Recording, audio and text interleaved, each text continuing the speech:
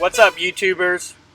You guys may have heard us talk a few times in our weekly low recaps about good areas, bad areas. We've used the term PSA or prime service areas, and we've had a few people ask us about those. So I thought I'd give you guys kind of like a general consensus of what areas we'll go to, what areas we don't go to, good areas for freight, bad. When we should ask for extra money to get out of these bad areas. Some areas we just won't go without getting some extra money. We're from Texas, so there's freight in Texas. Sometimes it can be good, sometimes it can be bad. Most of the stuff I've read, most expediters try to stay east of the 35, which goes all the way up into Minnesota, all the way down to Laredo. Typically, if you stay over on this side as a solo, you're going to do pretty well. Give or take a few bad weeks here and there. But a lot of people say stay east of the 35. Now, us as a team, we venture over across that 35 sometimes. There's certain areas we'll go, certain areas we won't. North Dakota, South Dakota, Montana, Wyoming, Idaho, Oregon, and Washington are typically states we will not go to unless we're getting some extra money to move either over to Minnesota or move down to California. Washington and Oregon can be lucky states sometimes. There's been times we've gone up to Seattle or Portland and we've gotten loads out of there before. So these aren't necessarily horrible, but I would still not go to these states without getting some sort of bonus to get us down to San Francisco. New Mexico, now there's not a lot of freight out of New Mexico, but one really good thing about New Mexico is you got El Paso down here at the tip. So El Paso can be hit or miss sometimes. Sometimes there's a lot of freight moving out of there. Sometimes there's not. Right now, we're in July of 2016. I've been reading and hearing from a lot of other drivers that El Paso hasn't been that good this month. So, for instance, if we were to offer to load to El Paso, I wouldn't take it with at least getting some bonus to go to Dallas, Houston, Laredo. Now, when El Paso is doing good, New Mexico isn't a bad state. You can take a load to Albuquerque and come down the 25, get yourself to El Paso, and probably be able to get a load out of there. Now, it is still close to 300 miles from there, so depending on what part of New Mexico you're delivering, if it's Albuquerque, I would ask for a small bonus to help get us down to El Paso. Arizona, not a very good state, not a lot of freight coming out of there. If there is anything coming out, it's going to be your border towns, Nogales, Tucson, and Phoenix. You can get lucky in those states. It's still hit or miss though, so most of the time I will try to ask to get a bonus. Now, depending on what part of Arizona, if we're over here in Tucson, I would move to El Paso. If we're over here near Phoenix, I would move to LA. So, Arizona, again, not a good spot. Colorado is a big no-go for us. I mean, it's so far to move. For instance, Denver up here, it is so far to move to get to a better spot. You're looking close to 600, 700, 800 miles this way, or 1,000 miles to get to California. So, Colorado and Utah are just big no-goes for us. Unless it's an emergency shipment, customers got to have it. Nobody else wants to do it. They're willing to pay the money. We just won't go to these states. Wyoming and Idaho and Montana, those are just absolute no-goes right there. I will not do those states unless we get extra money. Few other states on the east, it can be hit or miss. Mississippi and Louisiana are big no-go states. Arkansas, kinda. Now, with Mississippi, it depends on what part of the state you're delivering to. If you're delivering in the north, you will be able to get up to Tennessee pretty easily. If you're delivering down here in the south near Louisiana, you're either going to have to move over to Alabama or all the way up to Tennessee, which can be about 300 miles depending on where you're at. Louisiana, we've never had really good luck with that state, so we typically don't go to Louisiana without some extra money.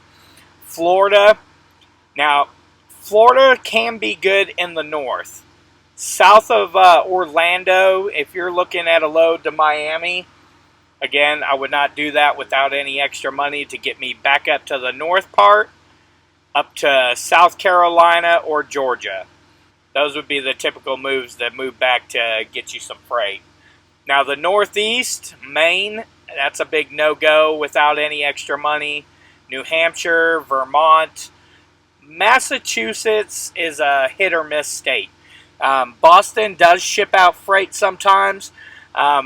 We've gone to Boston before during a holiday weekend, and we've had to sit 4 days waiting for a load. So, if you're going up to Massachusetts during a holiday weekend, I would definitely try to get some more money to move you over to New York, down to Philly, Jersey, Pennsylvania area.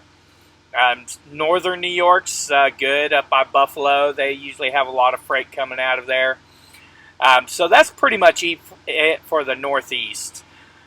The really good freight areas will be all of this right in these areas: Michigan, Ohio, Indiana, Illinois, Kentucky, North Carolina, South Carolina. All these are really good states to get freight. If you're a solo guy, if you can keep yourself in those states, chances are you'll stay pretty busy.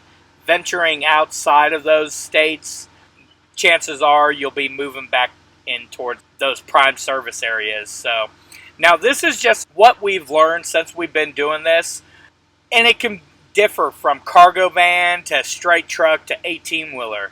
18-wheelers, they got a lot more freight opportunities because they can handle more weight, they can handle more pallets, they can get a lot more freight than we can. And if you're in a reefer unit, if you're in a reefer straight truck, we have some friends that go up to Seattle sometime a lot more than we do, and they'll get loads out of there coming down to California, which brings them into the better areas. But I think it's still hit or miss for them also. I just think they have more freight opportunities being a reefer truck versus our truck being a dry box, Now, this is going to change from company to company also. For instance, Louisiana and Mississippi. Your carrier that you drive for may have some accounts down here that call them with loads. So this is kind of why we always say it's best to drive for an owner at first.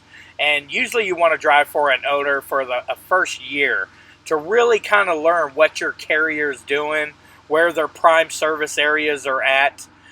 Each carrier is going to have their different customers, the ones that just call them. If your carrier has a customer down here in Louisiana that calls them all the time for loads, taking a load to Louisiana wouldn't be that bad. You wouldn't need to get that extra money. Another good point I want to mention is border towns.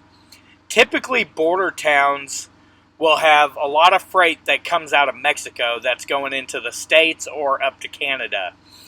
Like I mentioned earlier, in El Paso, they're not typically doing too good right now, but they do really good sometimes. There's a lot of times I'll take a load to El Paso, I won't ask for any extra money, and I'll usually get a load out of there within a day or two. So Laredo is always a hit or miss kind of place.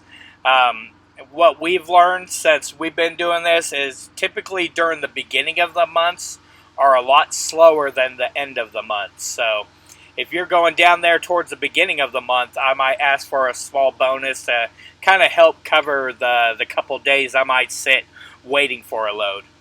Now, another thing what we like to do is if we're offered a load to Laredo, I'll ask the dispatcher, well, how many trucks are down there right now? They'll tell you how many trucks they already have down there and how many trucks are en route to Laredo.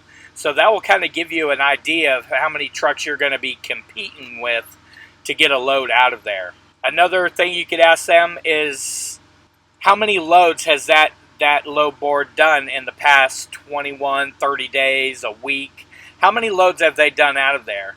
We had a friend that took a load to El Paso just last week, and typically El Paso usually does pretty good, and these folks were in a tractor trailer. But what they forgot to ask is how many loads El Paso was doing a day. The dispatcher told them, well, they asked the dispatcher, how is Laredo doing, or El Paso doing right now? And of course the dispatcher told them, oh yeah, El Paso's pretty good. Well, it's not very good this month. And if they would have asked, how many loads a day is El Paso doing, they would have known El Paso is doing 0 loads a day right now.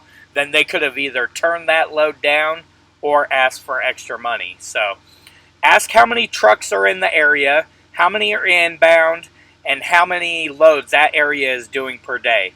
This will kind of help you know how long you're going to have to sit for your next load, if you're going to have to empty move or get out of there and get to a better area that is producing loads.